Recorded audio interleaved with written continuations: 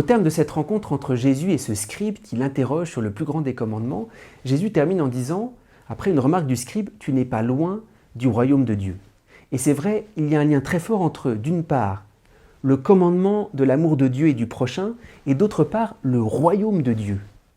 Comme si Jésus voulait nous dire, oui, c'est dans ces commandements qu'il y a la révélation de ce qu'il y a de plus royal. Le royaume de Dieu, c'est sa royauté. Ces commandements ont un caractère royal. Jésus termine par le royaume de Dieu. Nous, souvent, la royauté de Dieu, c'est-à-dire sa gloire. On pense d'abord au miracle, ou on pense d'abord à la conversion, à la victoire sur le péché. Et Jésus dit non, ce qu'il y a de plus royal, c'est l'amour pour Dieu, lié à l'amour du prochain. Et on sait, c'est ce que dit Jésus par ailleurs dans l'évangile de Saint Jean, ce qui nous est rapporté dans l'évangile de Saint Jean.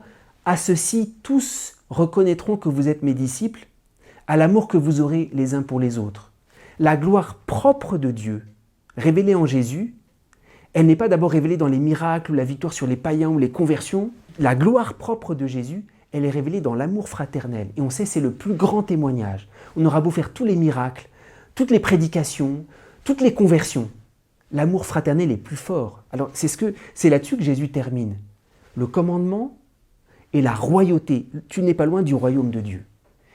Et pour nous, ça veut dire quelque chose de très exigeant.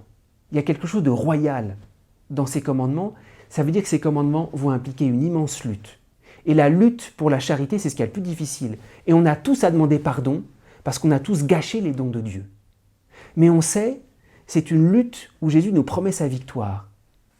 La charité fraternelle, c'est quelque chose du royaume de Dieu, c'est-à-dire de la victoire de Dieu, qui ne peut pas être à un moment sans pardon, sans réconciliation.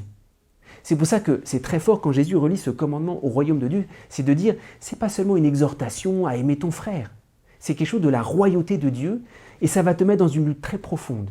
Et il faut accepter de ne pas se tromper de combat. Et c'est ce que ce scribe a compris quand il dit que l'amour de Dieu, l'amour du prochain, vaut mieux que tous les holocaustes et les sacrifices. Parfois, notre combat, c'est le sacrifice. Et le scribe dit non, j'ai compris. Il y a quelque chose de l'amour pour le prochain qui est plus que le sacrifice, qui est quelque chose à entendre, qui a un pardon à donner.